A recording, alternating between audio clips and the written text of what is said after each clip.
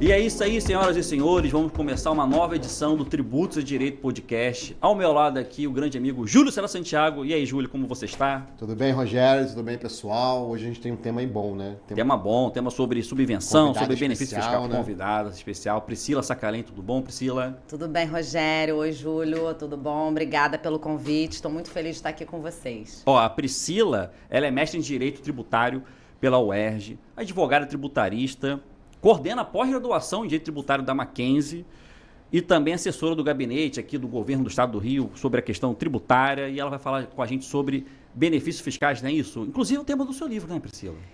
Na verdade, do meu estudo, né, no mestrado, que bom, fiquei muito feliz que acabou sendo recomendado para publicação. E aí saiu um livro lindo, com uma capa linda, comprem meu livro. A gente tem que depois colocar aqui o link para comprar, né? O livro dela. A gente fala lá do livro dela. Tô muito feliz, o livro é lindo, gente. A capa foi muito bem, assim, foi com muito cuidado que eu preparei a capa e, obviamente, todo o conteúdo do livro, né? Olha, mas eu quero aproveitar, Priscila, aqui, você que também tem podcast, né? Você tem um podcast sobre relações governamentais, não é isso? Diálogos institucionais, Então você também siga, depois a gente coloca lá na descrição o seu podcast lá na descrição, para você também seguir o podcast da Priscila e também seguir o nosso. Então já dê o seu like aí, curta o canal, não é isso, Júlio? Compartilhe com os amigos. Compartilha e vamos formar essa comunidade aí de tributaristas. É isso. O Priscila, você estava falando aqui nos bastidores sobre a sua preocupação com a política, não só fiscal, mas a própria política de uma forma mais ampla em relação aos gastos. Contextualiza pra gente o que você pensou quando você escreveu o seu livro e quando você... Tudo isso que você preparou pra gente, que eu tô até assustado aqui. Eu falei, cara, não, então... Priscila vai vir com muita informação, né, Priscila? A gente fez uma pesquisa vasta, assim. Na realidade, a minha preocupação, né, ela surgiu a partir do momento que eu comecei a minha pesquisa. Para a minha dissertação de mestrado, que foi muito baseada na minha vivência lá, quando eu trabalhava na Federação das Indústrias do Rio, que veio a convalidação dos incentivos fiscais de ICMS no Brasil inteiro, de todos os estados. Foi aquela Lei Complementar 160? Isso, Lei Complementar 160 de 2017, para acabar com a guerra fiscal. Tinha um negócio de subvenções, né? Foi essa lei ou não? Também. Nessa lei, o legislador complementar aproveitou e trouxe um artigo, né, que a Receita Federal, e agora tem desconsiderado um pouco, que fala que todos os benefícios fiscais de ICMS são subvenções para investimento, né? Qualificou ali, normatizou a natureza jurídica, mas a Lei Complementar 160, na realidade, ela foi uma lei que veio para organizar a casa no que toca a guerra fiscal de ICMS no Brasil. E aí, eu tive a oportunidade, a honra de vivenciar isso, a convalidação, porque eu era advogada tributarista da Federação das Indústrias do Rio. E as indústrias, né, dentro da cadeia de consumo, o setor industrial é o que mais tem benefício. Então, a gente tinha, assim... Rio Log, né? Rio Log é de atacadista, da cadeia produtiva, mas indústria, assim... Incentivo para a cadeia de farmácia, o próprio Repetro, que foi o IBP, mas toda a cadeia de consumo do petróleo é da indústria pesada, metalurgia, siderurgia, indústria de alimento, sabão. Gente, pensem, né? A Firjan, na época, fez um estudo. No Brasil, a gente tem 837 formas, ou foram encontradas 837 formas de desenhos de cadeias para concessão de benefício fiscal, de ICMS. Né? Isso por quê? Porque na guerra, informação é poder. Então, você tem que ter criatividade. Dá entrada no insumo na indústria com diferimento de ICMS, e aí ele vai para o centro de distribuição e de lá ele dá saída com o benefício. Aí o benefício, na verdade, é um crédito presumido na escrituração fiscal da empresa, então a nota fiscal sai linda. E aí é uma relação entre o Estado e o contribuinte na sua escrita fiscal é que vai gerar a redução da carga do ICMS. Então, esse é só um desenho, né? Tem diversos desenhos. Então, realmente, havia muitos benefícios que eram concebidos, né, de forma muito criativa e que não passavam pelo CONFAS. E aí, com as sucessivas decisões do STF, o STF começou a não modular mais os efeitos. Você chegou a ameaçar uma súmula vinculante, lembra? Lembra? É, aí sobrestaram todos É. os feitos, teve até um despacho da ministra-presidente na época, a Carmen Lúcia, sobrestando tudo para poder resolver a situação. E então os estados correram no parlamento. E aí nessa época tem um detalhe do Rio de Janeiro que é bem especial, né? Eu sempre falo isso. A lei do regime de recuperação fiscal é a Lei Complementar 159 de 2017. E a Lei da Convalidação é a 160. Eu não consigo dissociar, porque na época, inclusive, quando a gente estava tentando, que o Rio de Janeiro sofreu uma liminar numa ação civil pública, depois uma lei também, proibindo o Rio de Janeiro de dar benefício, porque a gente estava naquela situação calamitosa nas nossas finanças públicas. E aí eu não consigo dissociar, porque tinha uma condição para o Estado conseguir aderir ao RRF, ele tinha que parar de dar benefício fiscal irregular. Ou seja, tem que ter a aprovação do CONFAS. Tinha que sair da guerra fiscal. É. E como é que ia fazer com o passado? Né? Ele já tinha muitas situações irregulares. As empresas que já estavam nos benefícios. Já estavam fruindo. Já estavam fruindo e olha, entendi. E aí nisso, né, ficou muito claro para mim, e eu acho que assim, para quem trabalhou com isso na época, que a Lei Complementar 160 acabou tendo um impulso maior, porque era um PLP de 2014. A lei complementar. Ficaram 3 anos discutindo ou engavetando o PLP, até que, quando vem a 159, na sequência vem a 160. Então, eu não achei que foi muito coincidência. Acho que, óbvio que não é um orgulho para o Rio de Janeiro, né? Mas houve, sim, assim, um empurrãozinho nessa história por parte dessa situação peculiar do Rio de Janeiro. E aí, você me perguntou com relação ao equilíbrio fiscal, né? Sim, eu queria só voltar um pouco aqui, Diga. só para compreender. Quando você falou que tinha mais de 800 e tantas formas de conferir o benefício fiscal, é isso? É isso. Tipo assim, a empresa quer tá lá, quer, sei lá, quer ter algum tipo de benefício, algum tipo de... melhorar o fluxo de caixa dela, de repente, ter um estímulo na atividade econômica, conseguir ampliar o seu mercado, e aí ela ganha um benefício. Existem formas de dar este tipo de crédito presumido, ou crédito fiscal, ou benefício, sem que passe pelo CONFAS, mas que também não é percebido pelos outros, é isso? É, mais ou menos isso. Porque 800 eu não tenho condição de fiscalizar 800... Não, não é isso não. Deixa eu refrasear então, vamos lá. Dentro da liturgia da convalidação, que os estados tinham que percorrer para poder convalidar os incentivos fiscais... Sim, publicar, né? Tinha que publicar. Então, uma das providências era publicar todos os atos normativos e concessivos. Na verdade, os concessivos era depositar no CONFAS. Tinha alguns que eram no de gaveta, portal da né? transparência. Tinha alguns regimes especiais que eram de gaveta. Era uma relação bilateral, era um contrato bilateral sim, entre o Estado e o contribuinte. Que não era dado publicidade. Isso. E aí vamos falar de análise combinatória. São 5 etapas na cadeia com 13 mil contribuintes. Eu tenho essa quantidade aí de possibilidades. Então, como é que funcionava na prática? O contribuinte chegava num estado ou em vários estados, fazia um leilão e falava, olha, eu estou querendo instalar aqui uma operação, a minha logística operacional é assim, eu tenho um centro de distribuição, eu tenho uma indústria, eu tenho meu fornecedor que precisa ficar perto de mim. Por exemplo, uma montadora de carro, né, que é o clássico de eu não produzo nada, né? Eu tenho que ter os meus fornecedores perto, tem que ter um hub ali perto dele.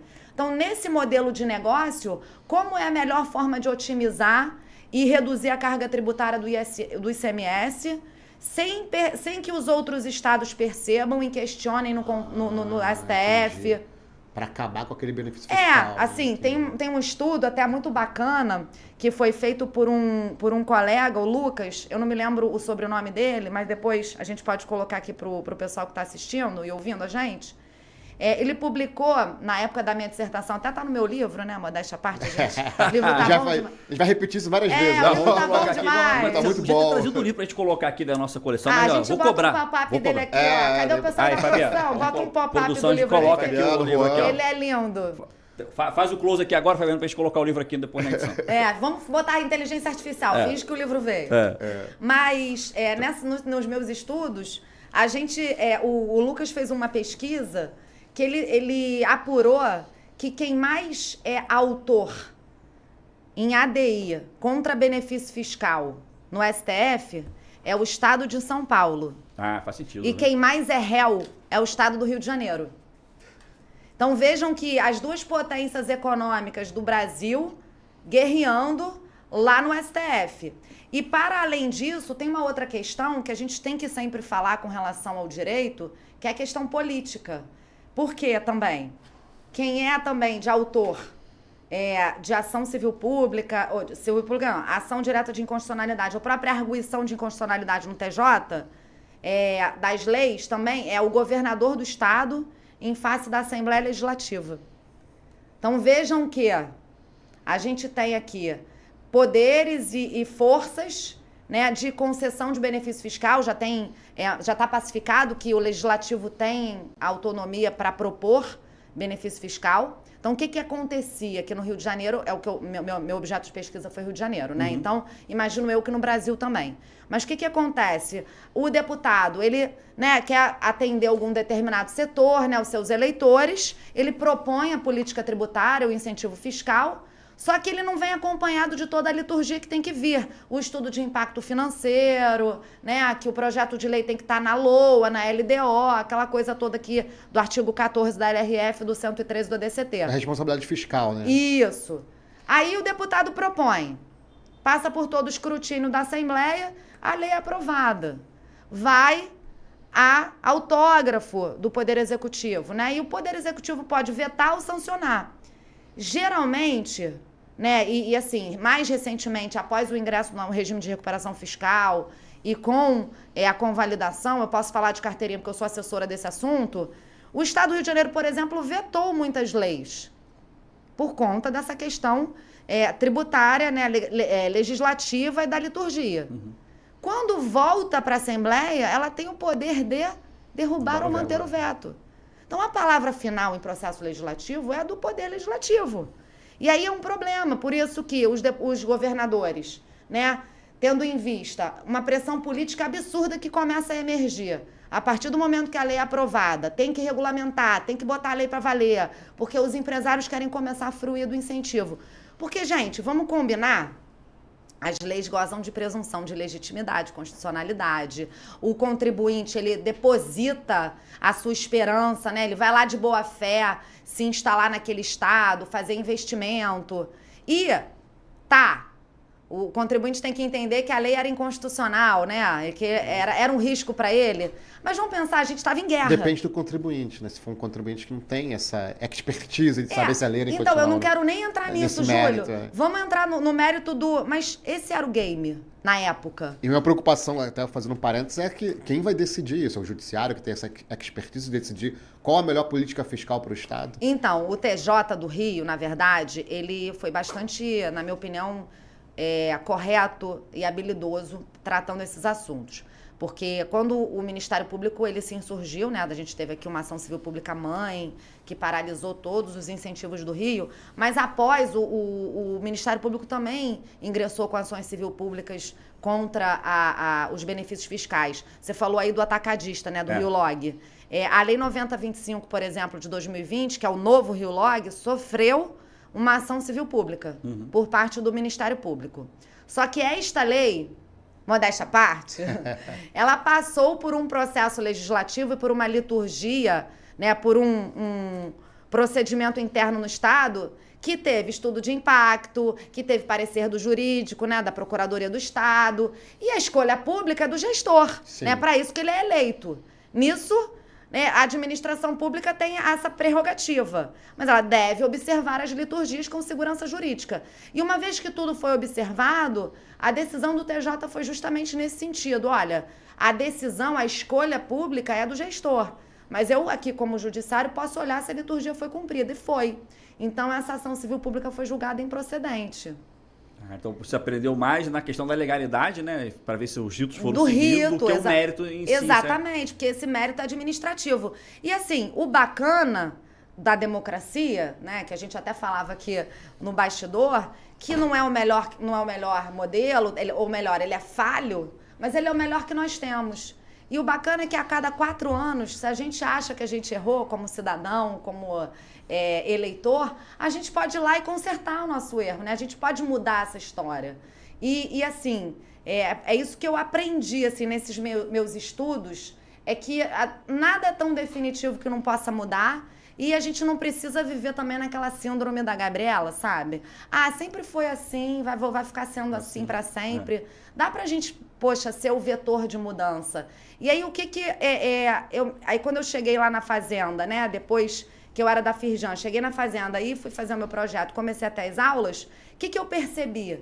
Né? Que a gente pode contribuir também para melhorar o ambiente sem demonizar.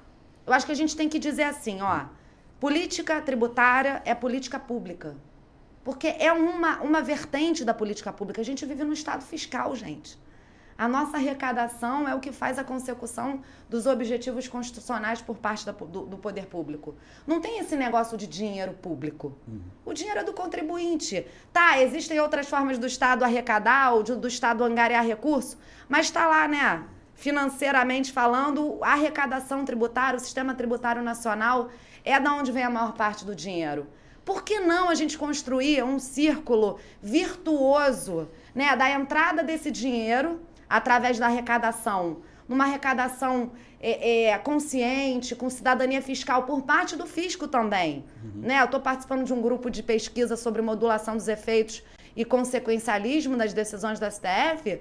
A gente vê que, poxa, muita lei a gente sabe que nasce, que é de constitucionalidade e legalidade duvidosa, lei tributária, né? E depois o contribuinte fica naquele, e aí eu pago, eu deposito, eu provisiono. Não, e às vezes tem por exemplo, aqui a gente está presenciando a instituição do Fundo Especial de Combate à Pobreza incidindo sobre energia elétrica e telecomunicações do estado do Rio de Janeiro, né?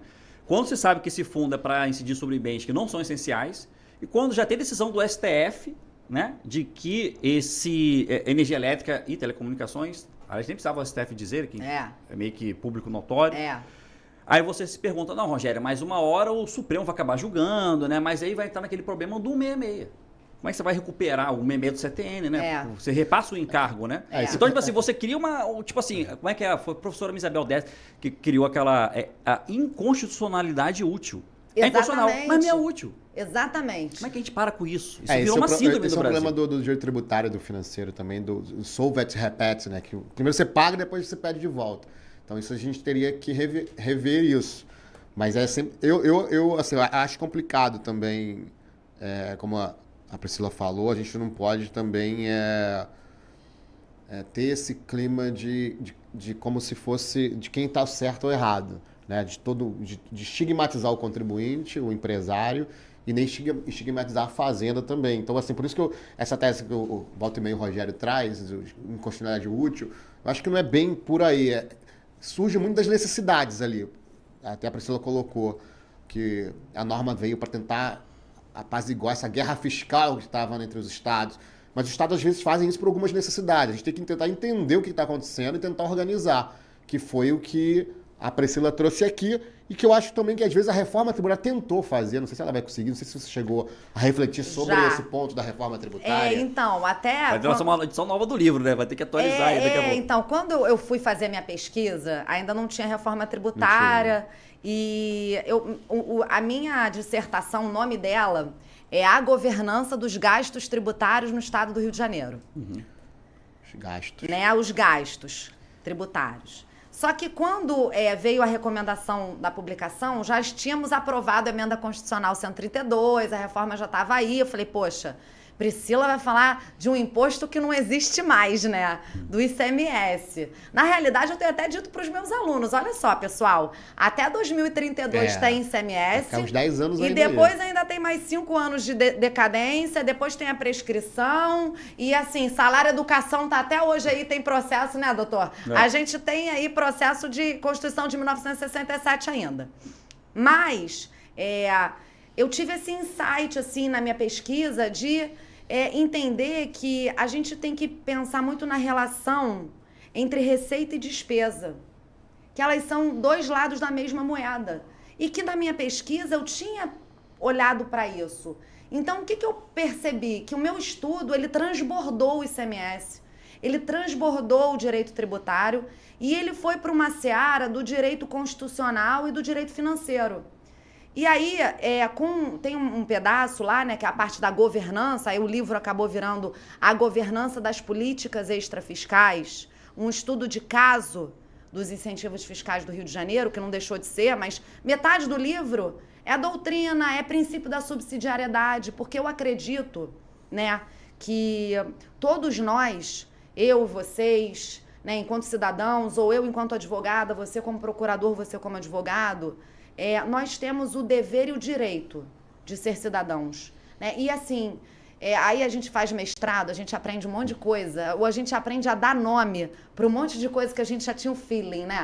Sabe, quando você fala, puxa, eu sempre achei isso, mas alguém foi lá e botou no papel com nome. Então, eu percebi muito isso estando na Firjan. O empresário brasileiro, o cidadão brasileiro em geral, quando a gente viaja pra fora, a gente vê, né, o europeu super independente, vai na IKEA, monta o móvel dele. E a gente aqui não, a gente tem sempre alguém pra fazer as coisas, porque a gente é praticamente um adulto não funcional, às vezes, pra algumas coisas, sabe?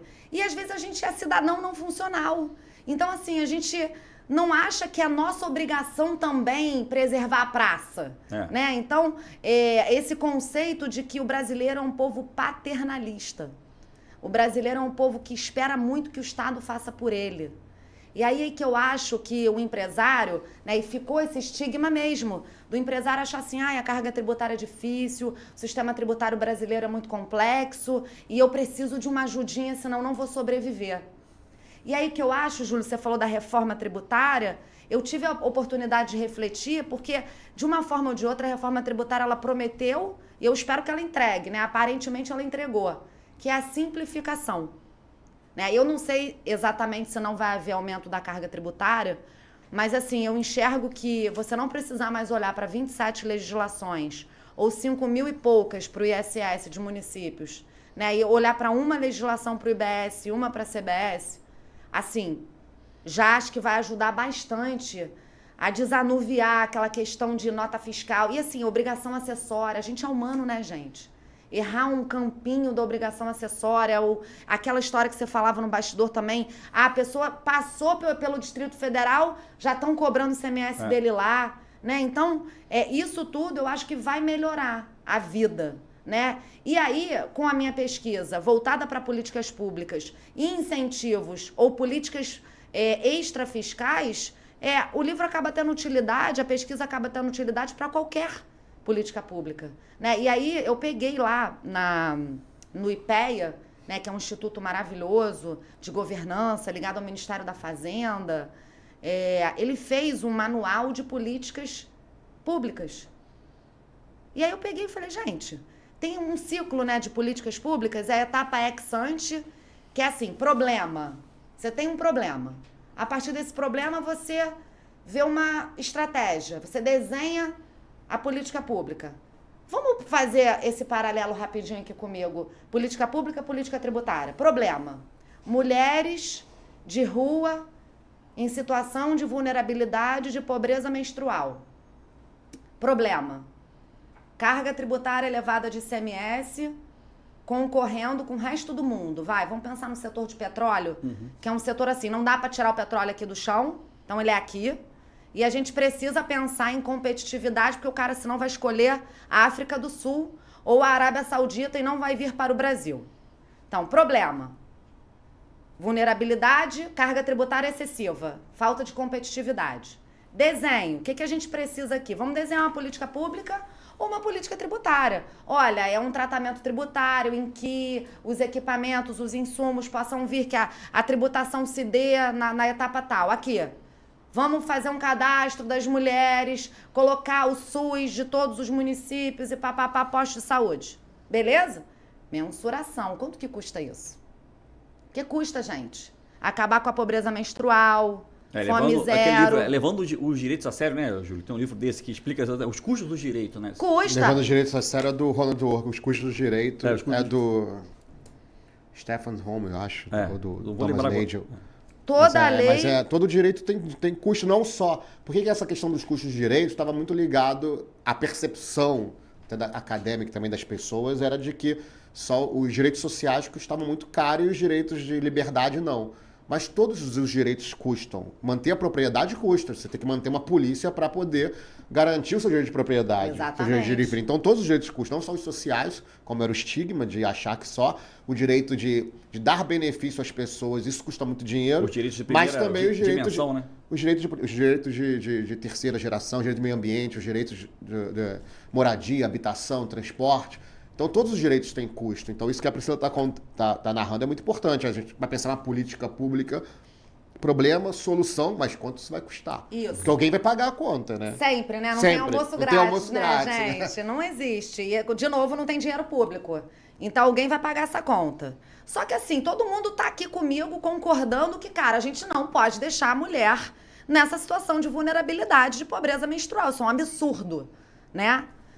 E também a gente quer poder explorar esse petróleo e trazer a geração de emprego e renda que essa indústria vai trazer para nós, esse desenvolvimento, porque o setor de petróleo traz tecnologia, mão de obra qualificada, enfim, né? Eu sou uma desenvolvimentista, né? Já deu para ver. E aí, depois que a gente mensura, a gente submete a tomada de decisão.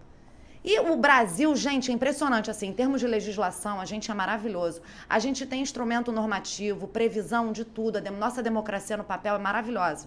Basta implementar. Aí pode ter audiência pública, contribuição dos setores. Para quê? Para que esta política pública atenda o seu objetivo. Fez todo o relatório, submeteu para decisão, resolvemos implementar. Etapa ex ante concluída. Demos o benefício fiscal, assinamos o termo de acordo, ou teve que votar o convênio com FAS. Toda a liturgia necessária. Tem que fazer uma lei, a lei vai ser federal, vai precisar de regulamentação local, depositar no portal da transparência, né? Toda a liturgia necessária seguiu. Então, estão comigo aqui as duas? Estamos acabando com a pobreza menstrual e melhorando o nosso ambiente de negócio aqui, trazendo uma indústria maravilhosa para explorar petróleo no Brasil. Tá bom comigo? Aí depois a gente tem a etapa ex post, que é, uma vez implementada, vamos acompanhar, vamos fiscalizar. Agora, antes disso, na etapa ex ante, tem um detalhe que é qual é o retorno pretendido. Controlar os resultados aí, né? Isso. Vamos alcançar o que a gente está se propondo? Exatamente. E aí eu pergunto para vocês, na pobreza menstrual, eu espero receber algum retorno financeiro? Não. É direito social mesmo. É dignidade da pessoa humana na veia, né? Direito social. E é uma obrigação do Estado, tá lá. E nesse aqui, qual é o retorno que eu espero ter? Eu espero ter algum tipo de arrecadação. Por quê? Eu vou gerar emprego, eu vou movimentar a economia. Vocês percebem? Só que a lei de responsabilidade fiscal, lá no 14 e o 113 do ADCT, não exigem esse estudo social e econômico. O estudo que é feito é apenas de quanto que vai ter de renúncia no orçamento. E aí eu queria trazer aqui, né, como disse o professor Sal Torinho ontem, né, numa aula maravilhosa que eu assisti dele, todo mundo aqui é adulto, né? Vamos ter honestidade no argumento. É óbvio que, juridicamente, quando eu faço um estudo de impacto financeiro para um benefício fiscal, que eu vou abrir mão de receita, de arrecadação, eu só vou abrir mão mesmo se essa empresa vier para cá, né? Se ela não se instalar aqui, não teve renúncia de receita, né? Então, a economia, né, as ciências econômicas... E aí, obviamente, não estou aqui desqualificando nem desmerecendo a nossa ciência jurídica, mas eu acredito que as ciências econômicas, elas são uma ferramenta poderosíssima para o direito, né? E a gente, obviamente, consegue distinguir, mas a gente não pode separar, não pode dissociar. Se eu não conseguir medir qual foi o retorno social desta medida aqui, da pobreza menstrual, como é que eu vou saber se a minha política pública foi satisfatória? Inclusive uma obrigação, né? Na Constituição Federal agora fala que as políticas públicas, teve uma emenda foi recentemente, né? 2021, isso mesmo, 178, eu acho. Isso. Agora não é nenhuma tese dos acadêmicos, a gente estudou sobre isso na Unirio, né? Isso. Agora não, agora realmente é o dever e tudo. Agora eu não consegui linkar com a coisa da indústria do petróleo, assim. Calma, tô chegando lá. Aí a indústria do petróleo, ela vai se instalar no Rio de Janeiro. Isso. Eu tô abrindo mão, porque o ICMS é 20%, agora o Repetro SPED é 3% a alíquota. Não sei se é 3 mais 2, enfim. Tá bem menor. Aí a conta da LRF, vamos fazer a conta da LRF. 20 para 5, 15%, faturei 1 milhão, perdi 150 mil. O Estado deixou de arrecadar. Deixou de arrecadar. E esse é o número que vai para a manchete do jornal. O Rio de Janeiro abriu mão de 150 mil de arrecadação. Abriu mesmo? Porque aí eu tenho toda a arrecadação que a empresa trouxe, mais o indireto da geração de emprego, do ICMS, do ISS, da escola, do auxílio creche que o funcionário da empresa de petróleo recebe e não onera a escola pública, do hospital que o cara vai na Unimed, no Bradesco e não vai no SUS. Quer dizer, é uma só para concluir, é uma cooperação do público e do privado. Lembra que eu falava do princípio da subsidiariedade? Eu enxergo nesta medida de uma empresa que dá plano de saúde para os seus funcionários e que proporciona um auxílio creche para desonerar o público e essa pessoa, que é um chão de fábrica que ganha salário mínimo, né? Para não falar da diretoria, para a gente ter aqui uma visão mais realista, um chão de fábrica, salário mínimo. Mas ele tem auxílio creche e ele tem plano de saúde. Este cara, que teoricamente teria que ir para o SUS, ele desonerou o SUS. Então, todo mundo trazendo o quê? O desenvolvimento. É óbvio que a renúncia aconteceu e ela tem que ser medida. Eu só estou propondo que a renúncia fiscal seja acompanhada dos ganhos indiretos tributários, que não são calculados. Isso que eu ia te perguntar. E também dos ganhos sociais e econômicos. Essas estimativas, quando se planeja a política pública, elas não estão na mesa ali. Agora tem que estar. Assim, quantos empregos eu vou ter? Quantos benefícios indiretos vão surgir? Vou dar um exemplo mais recente, né? Até que o Rogério ficou comentando no último podcast que eu assisti, que a Natalícia ficou falando de Lady Gaga aí, o gasto da Lady Gaga. Vamos supor, eu vi assim nos comentários de rede social, sempre que tem um evento aqui no Rio de Janeiro, esse debate surge, né? Ah, mas deu 15 milhões para esse show, aí vem a crítica, né? Ah, mas por que deu 15 milhões para esse show se a creche não está recebendo dinheiro, a saúde não está recebendo dinheiro? Aí vem o outro lado e diz, olha, mas arrecadou, sei lá, de benefícios, 600 milhões. Segundo mas Eduardo Paes. A gente tem como fazer esse controle de olhar para esses 600 milhões? Vem cá, cadê esses 600 milhões? Foi o quê? A indústria hoteleira que levou? Quem recebeu este dinheiro? Através dos índices, né? E aí que eu fico chateada que a gente não aprendeu isso na faculdade de Direito, mas eu vou estudar esse negócio. Não, a gente fala isso aqui direto no tributo de direito, né? Aquela segregação do direito financeiro com o direito tributário. E do própria economia mesmo, né? Eu tive a honra, né, de trabalhar com economistas quando eu estava na Firjan, e foi isso que também abriu muito minha mente. Para vocês terem uma ideia, para os benefícios fiscais do Rio, então, vou te trazer um paralelo, né? Nos benefícios fiscais do Rio, a Firjan fez um estudo, que está lá no meu livro, obviamente. Olha, quem assistir esse episódio já entra...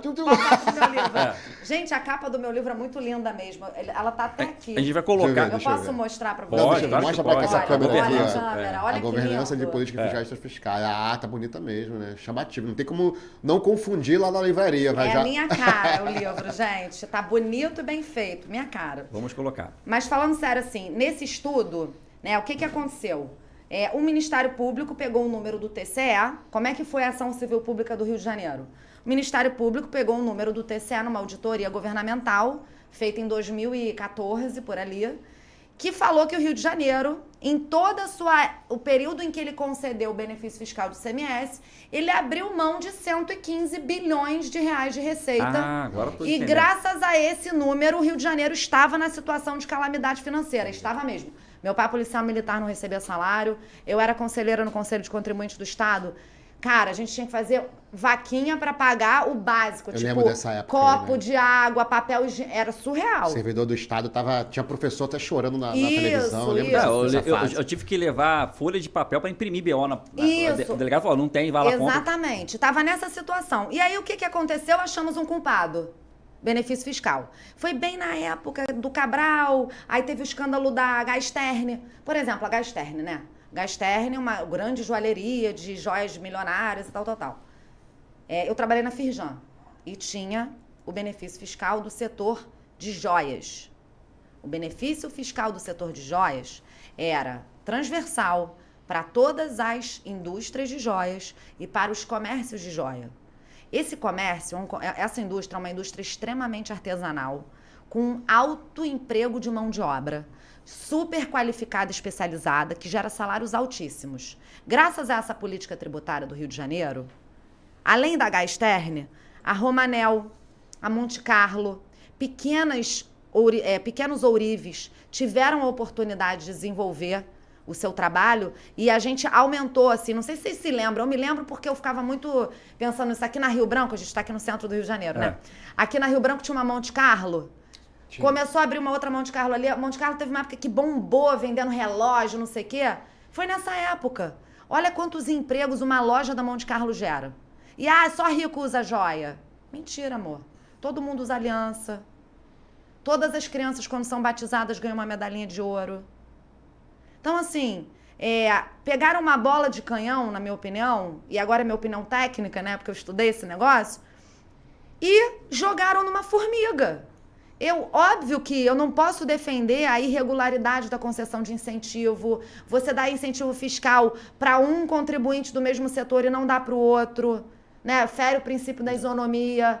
Mas se eu dou um benefício para um setor com o objetivo de melhorar a economia, de gerar emprego e renda, e eu provo que isso aconteceu, o que foi dado irregular tem que ser punido, mas não pode ele ser o exemplo de todos. Então, assim, esse exemplo clássico, né, das joias, mas aí nesses estudos que a Firjan fez, onde que a Firjan foi, a economia foi? No CAGED, para ver quantos empregos foram gerados. São todos dados públicos. Vai no portal da transparência para ver a arrecadação.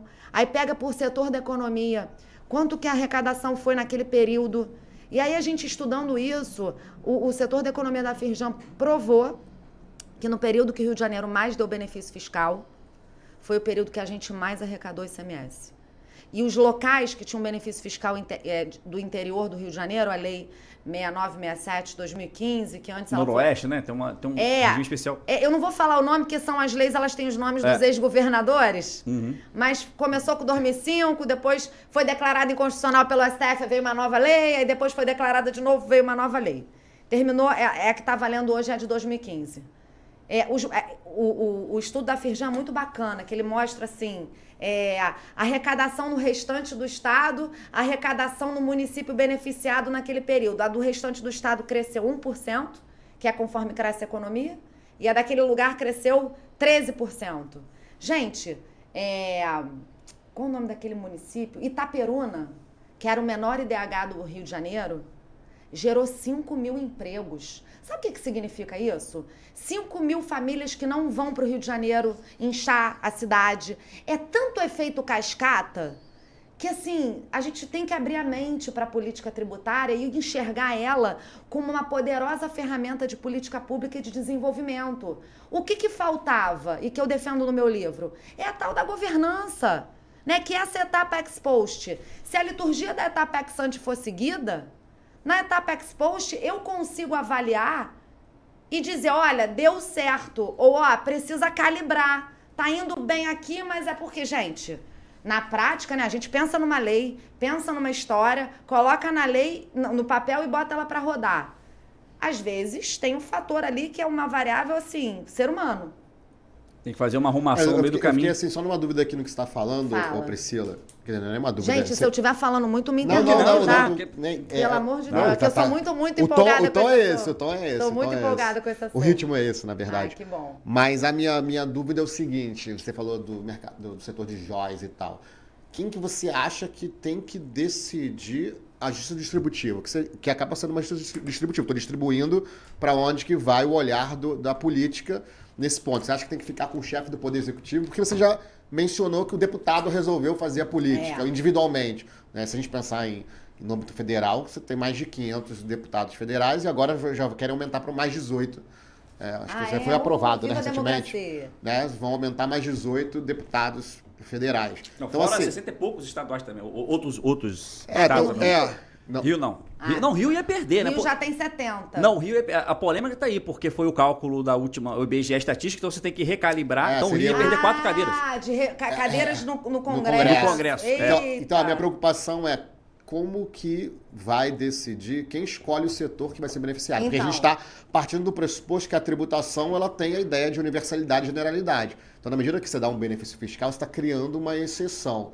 Então, quais serão os setores que vão ser beneficiados? São setores estratégicos? Aí já vi, nesse exemplo da joia, joia não é um setor estratégico, não é petróleo, não é gás, não é luz, não é Não é um setor estratégico, eu digo constitucionalmente estratégico.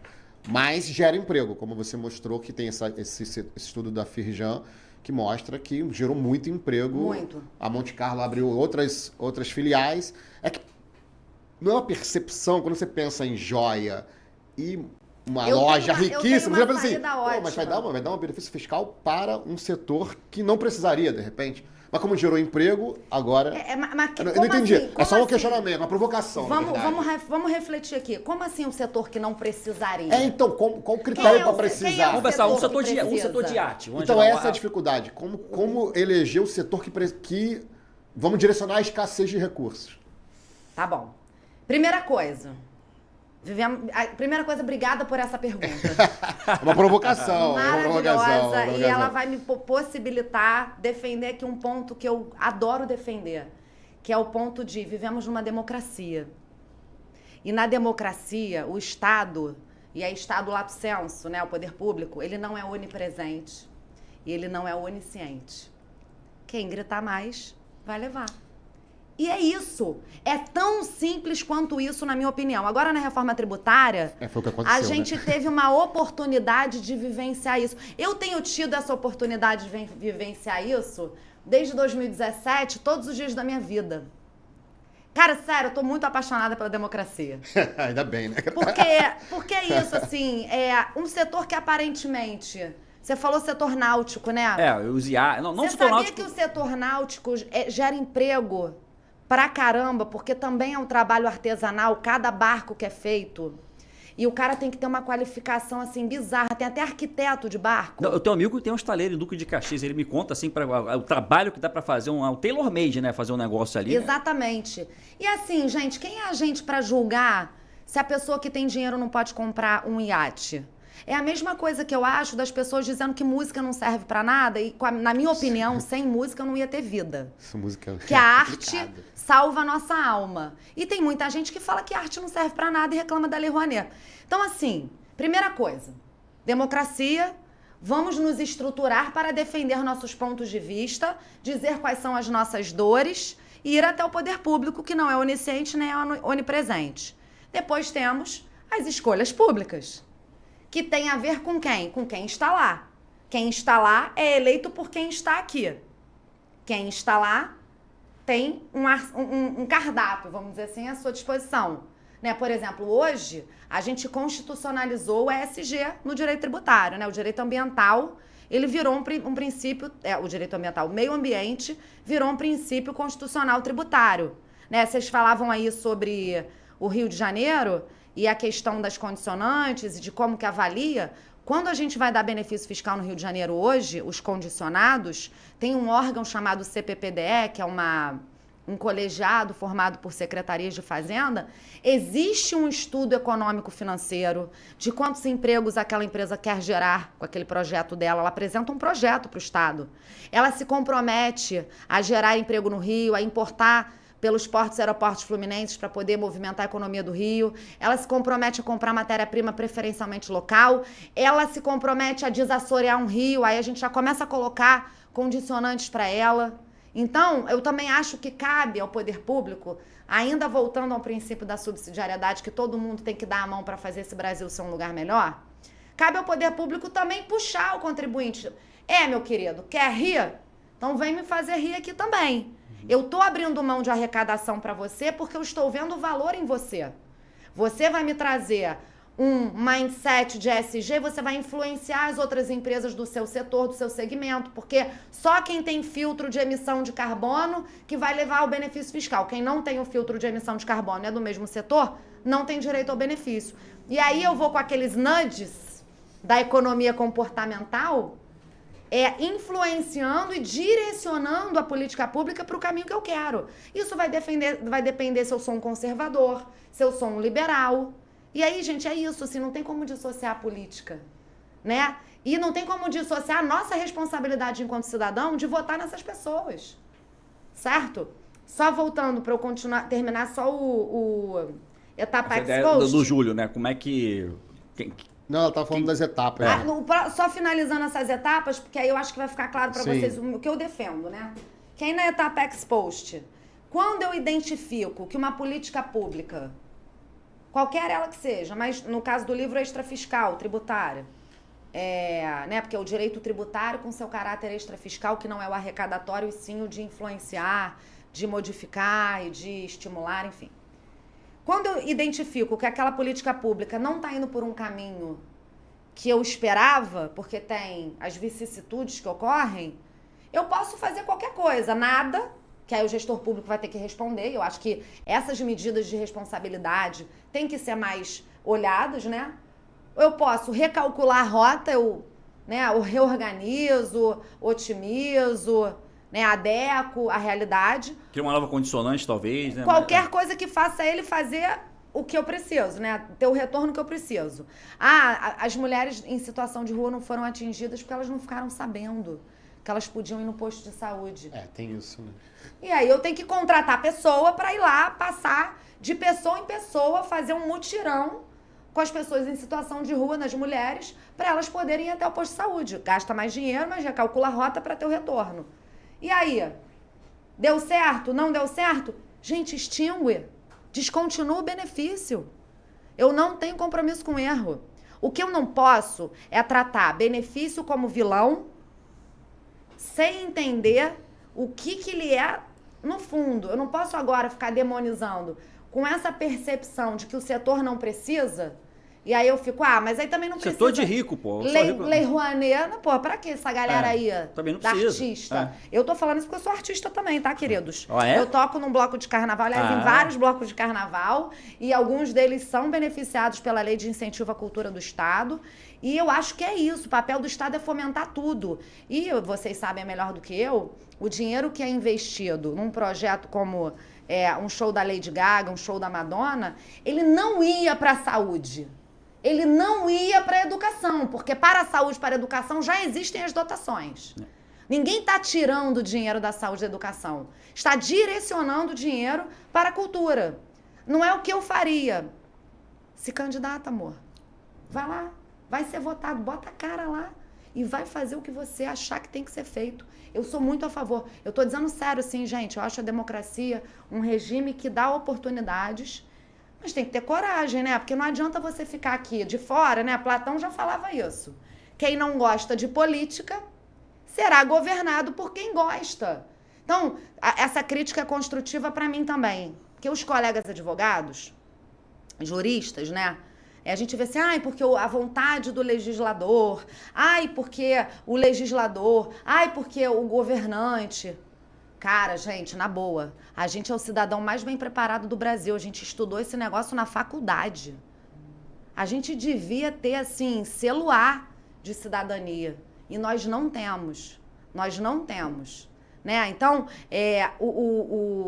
o cidadão, o advogado, ele pode influenciar. E aí, como eu dizia, na reforma tributária, a gente teve a oportunidade, né, na nossa vida, na nossa existência, de vivenciar essa interlocução e de ver como ela é republicana, né? E tirar um pouco desse estigma, né, do lobby, do relacionamento governamental ser uma coisa negativa, né, de que só vai pedir quem quer um interesse maior ou que quer fazer as coisas por debaixo do pano. Não é isso, gente. Eu vi juristas, amigos queridos, né, desembargadores, procuradores, indo até o Senado, indo até a Câmara dos Deputados, defender um ponto acerca da reforma tributária técnico. Isso é relacionamento institucional, isso é lobby.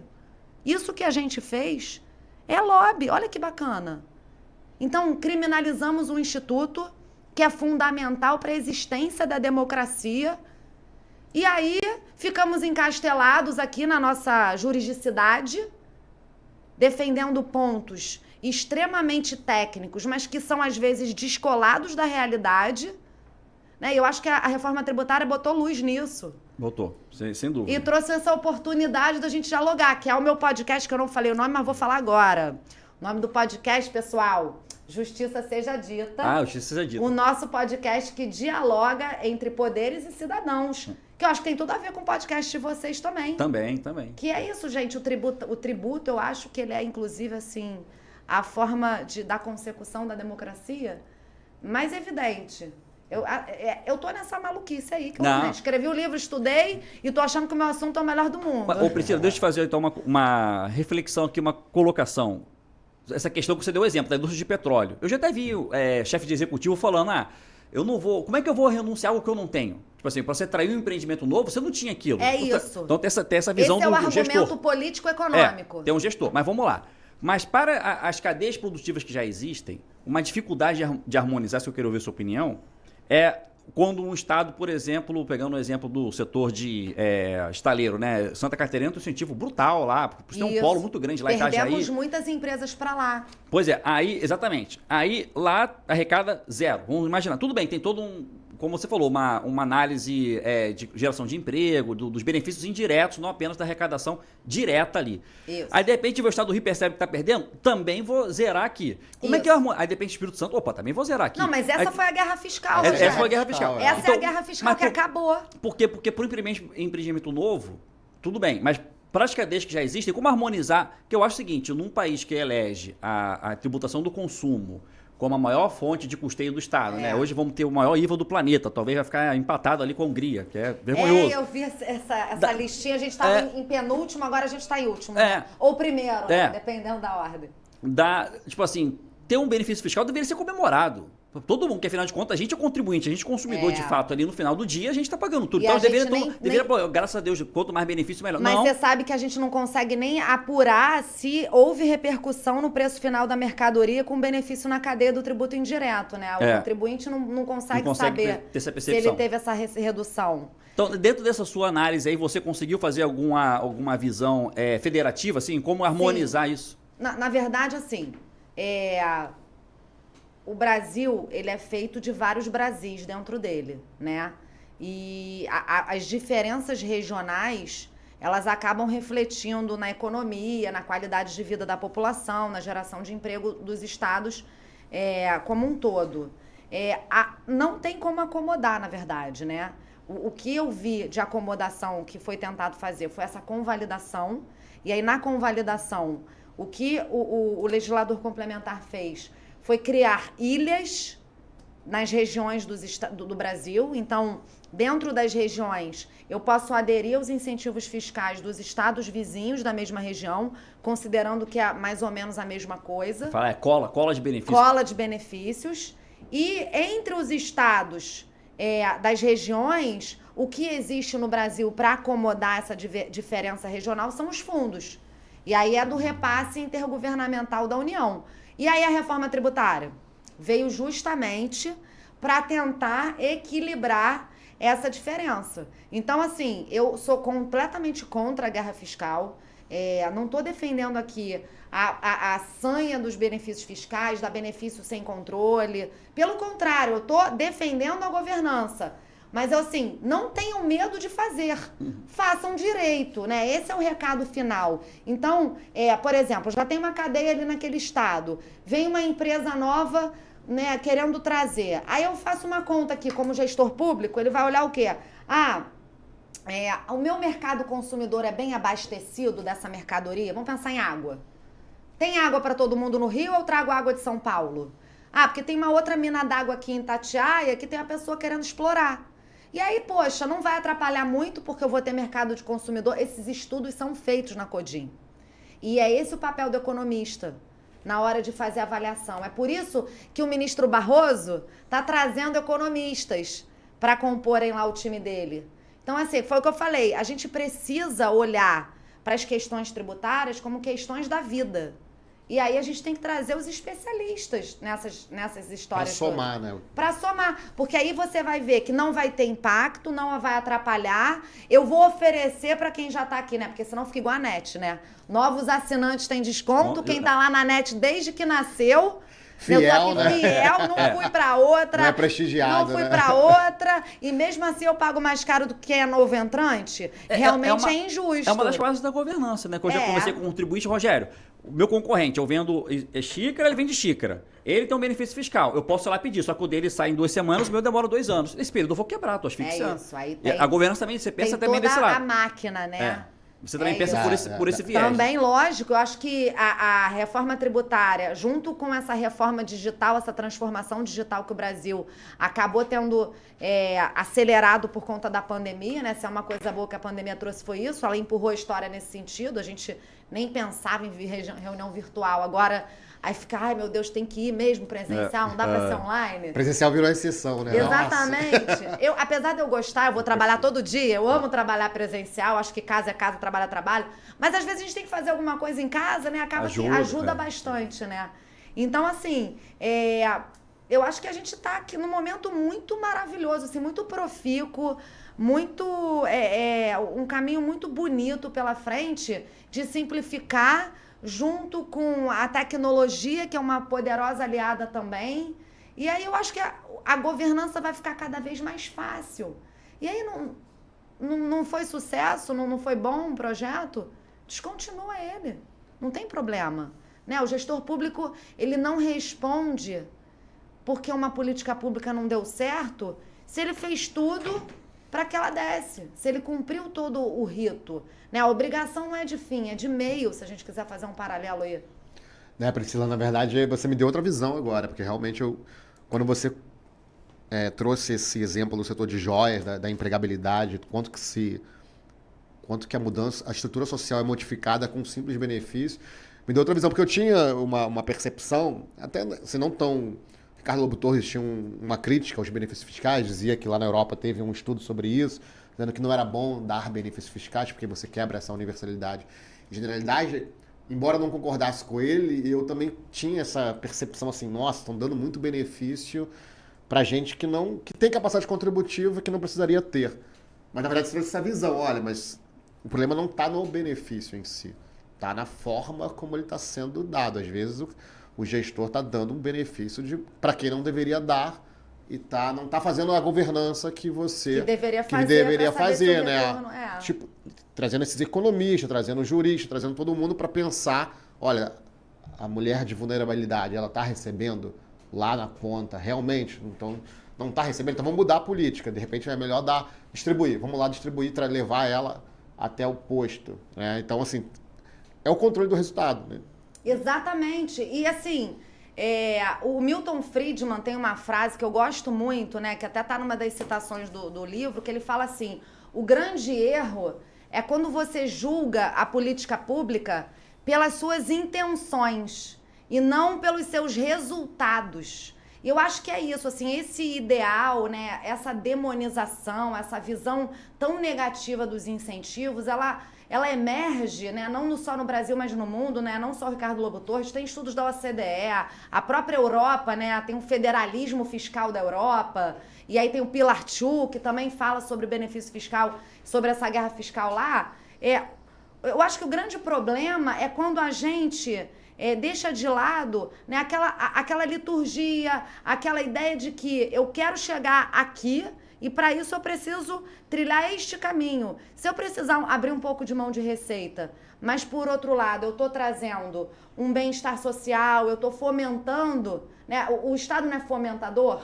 O Estado capitalista? Então, quando eu estou fomentando, eu estou trazendo resultado. Só que demonizou porque todo mundo ficava nesse lugar comum, nessa ideia mais geral de que eu estou dando dinheiro para empresário.